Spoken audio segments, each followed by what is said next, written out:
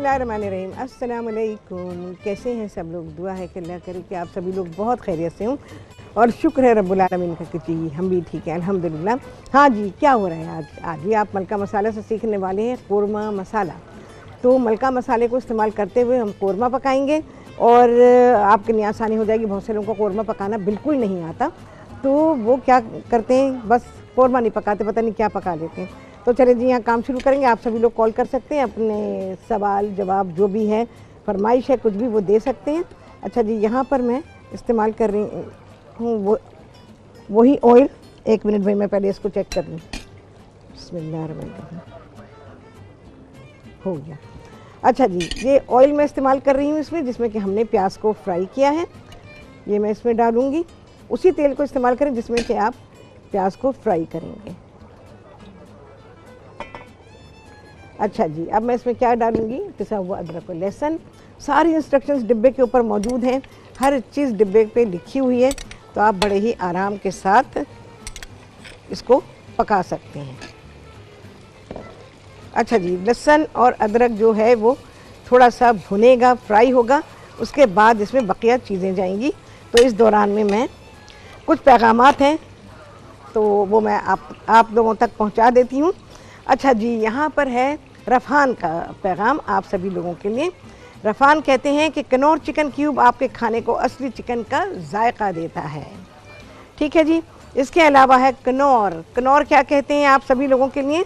अपने प्रोडक्ट के बारे में कहते हैं कि कनौर मस्नूई जायके और तहफ़्फ़ुज़ात से पाक है, यानी इसमें प्रिजर्वेटिव्स नहीं हैं, मस्नूई जायके भी नहीं हैं।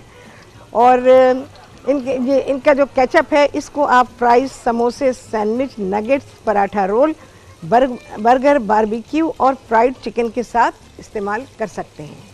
तो ये था पैगाम रफ़ान का और कनौर का। इसके अलावा 7 अप का पैगाम है आप सभी लोगों के लिए। क्यों ना करें अपने इफ्तार मज़ेदार सबके साथ और 7 अप के साथ। आए करें खाना पीना साथ और साथ दिल की बात। ठीक है जी, ये हो गया पैगाम 7 अप का। और अब जनाब मलका की बात है, जिसके मसाले से बनाया जा रहा है यहाँ पे कोरमा। तो यहाँ पर मलका कहते हैं कि पाकिस्तान में पहली बार रेसिपी मसालों में शामिल किया गया है पिंक सॉल्ट, यानी गुलाबी नमक। हमारे अपने पाकिस्तान का गुलाबी नमक, बेहतरीन नमक, तो ये आप इस्तेमाल कर सकते हैं। अच्छा जी, लहसुन अदरक भुन गया है। अब मैं इसमें डाल रही हूँ चिकन का कोई सा भी पार्ट आप ले सकते हैं। फुल चिकन ले सकते हैं, यानी उसकी बोटियाँ बनवा लीजिए, वो इसमें आप इस्तेमाल कर सकते हैं। आप चाहें तो कोई ख़ास पोर्शन ले सकते हैं, लेकिन चिकन हड्डी के साथ होना चाहिए। इसके बाद क्या करूँगी मैं, प्याज को हमने ब्राउन करके रखा हुआ है और आपको भी यही करना है कि प्याज ब्राउन करके आप निकाल लेंगे। इसके अलावा मेरे पास और क्या चीज़ें हैं, मलका का मसाला है और दही है, बारीक कटी अदरक है और तली हुई प्याज है, और आखिर में हम इस पर गार्निश करने के लिए बादाम डालेंगे। तो ये सारी चीज़ें हैं मलका मसाला के चिकन कोरमा बनाने के लिए अज्जा जो आपको चाहिए। ये मैं मलका का मसाला डाल रही हूँ,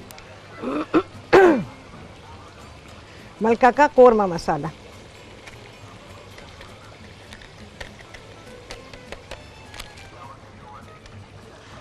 ज़रा सा भून लेंगे इसको। अगर ज़रूरत पड़े तो पानी का इस्तेमाल ज़रूर करें ताकि मसाला जले नहीं। अच्छा, मैंने यहाँ सिर्फ थाई पोर्शन को लिया हुआ है, आपकी मर्ज़ी है। थाई पोर्शन सबसे बेहतरीन पोर्शन होता है चिकन का और सबसे ज़्यादा जूसी और सॉफ्ट। तो इस वजह से आप लोगों ने देखा होगा कि मैं अपने बहुत सारे खानों में सिर्फ चिकन के थाई पोर्शन का इस्तेमाल करती हूँ, सिर्फ इसीलिए कि जो डिश मैं बना रही हूँ उसके लिए वो इंतहाई सूटेबल होता है।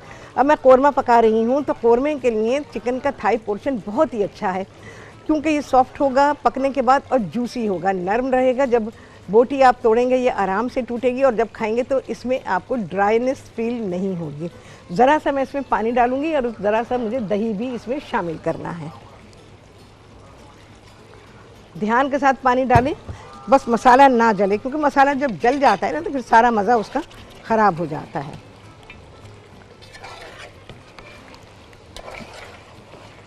दही इसके लिए मर्ज़ी है, फेंटे मर्ज़ी है ना फेंटे। वैसे तो मैं आप लोगों को ये कहती हूँ, जो भी खाने पक रहे होते हैं जहाँ ज़रूरत होती है वहाँ दही को फेंट के डाल लें। तो इसको भी फेंट लेते हैं, कोई मसला नहीं है। लेकिन कौरमे में आप बिना फेंटा हुआ दोनों तरह का दही इस्तेमाल कर सकते हैं।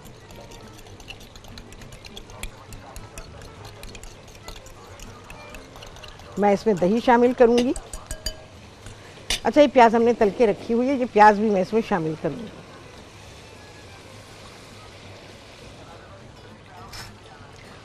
इसमें मैं अब दही और प्याज साथ डाल दूंगी और हम इसकी करेंगे भुनाई और लेंगे जी ब्रेक, और इसके बाद आपसे करेंगे मुलाकात कौरमे के साथ।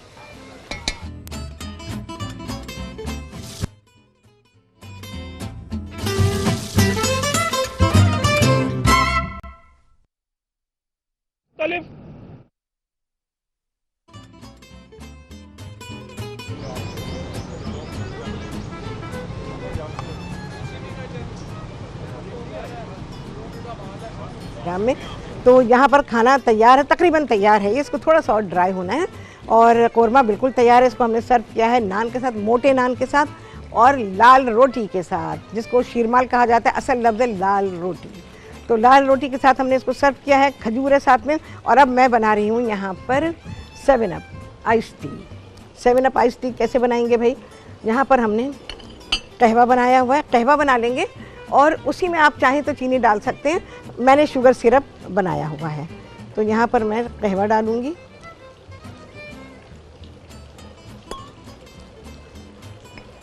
मैंने शुगर सिरप सेपरेट रखा हुआ है। अच्छा, कहवा बनाने के बाद आप इसको ठंडा कर दीजिएगा, इवन आप फ्रिज में रख सकते हैं, ठीक है। और इसको टॉप अप कर देंगे हम 7 अप के साथ। अच्छा, कौरमे में क्या किया था वो मैं अभी आपको बता दूंगी, पहले मैं ये बना लूँ, इससे फारिग हो जाऊँ। अच्छा जी, टॉप अप करेंगे 7 अप से।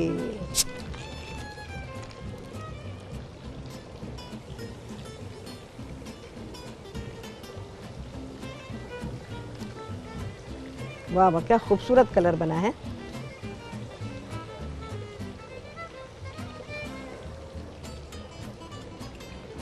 चलो भाई, ये हो गया।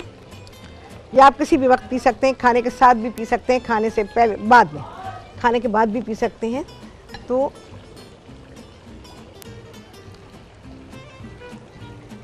वैसे नो डाउट आइस टी होती बहुत मज़े की है। अगर लोगों को ज़ौक़ है इसका, तो आपको ज़ौक़ बना रहे हैं ना आपका हम, तो आपने आइस टी पीनी है ना, तो बस मज़ा आ जाएगा। गर्मी में आइस टी पिए।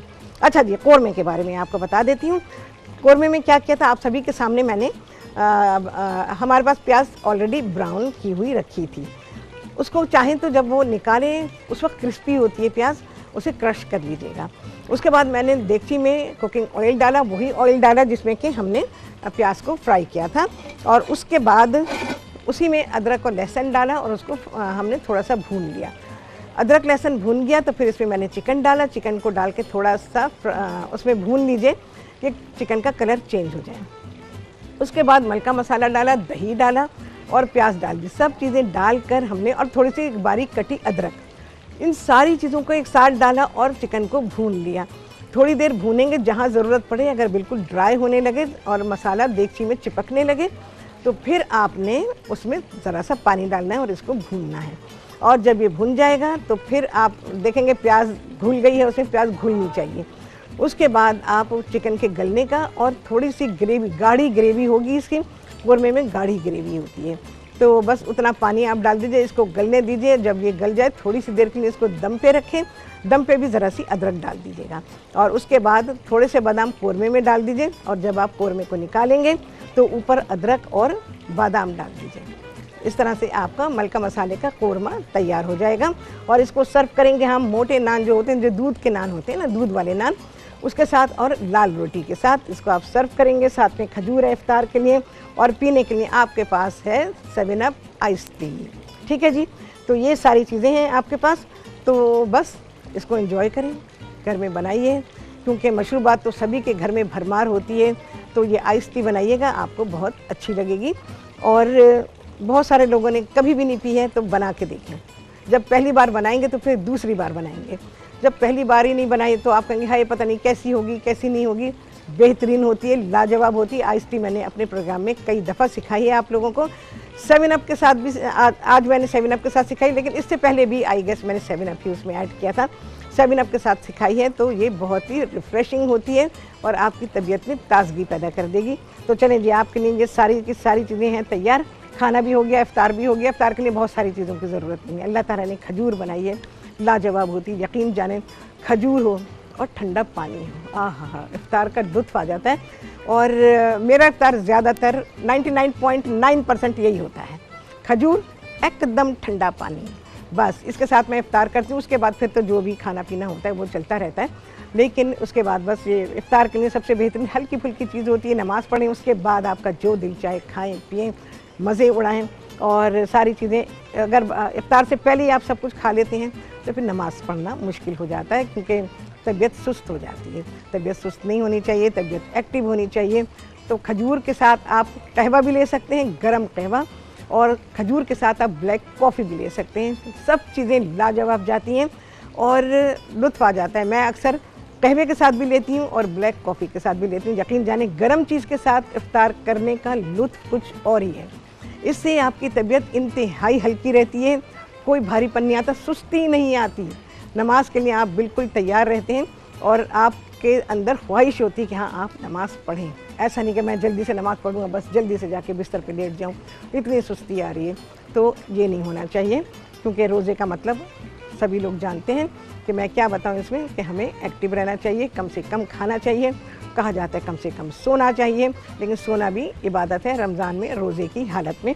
तो ये सारी चीज़ें मैंने आपके लिए बना दी हैं और ये चीज़ें आप ईद के लिए भी कर सकते हैं। ईद पे जल्दी जल्दी काम निपटाने के लिए आप ये चीज़ें बना सकते हैं और इन सारी चीज़ों को आप अपने सर्व करने के लिए बना के रख लें, फारे रहें। फिर आप ईद के दिन फारे रहें, पहले से खाना पका के रखें। ये सारी टिप्स होती हैं, उसी दिन सारे काम करते हैं तो मुश्किल आ जाती। चलें जी, आ गया है छुट्टी दा टाइम, कितने लगे हैं चांद आप सभी ने गिना होगा। आपसे होने वाली मुलाकात अगले प्रोग्राम में बहुत ही आला रेसिपी के साथ इंशाअल्लाह। अल्लाह हाफ़िज़।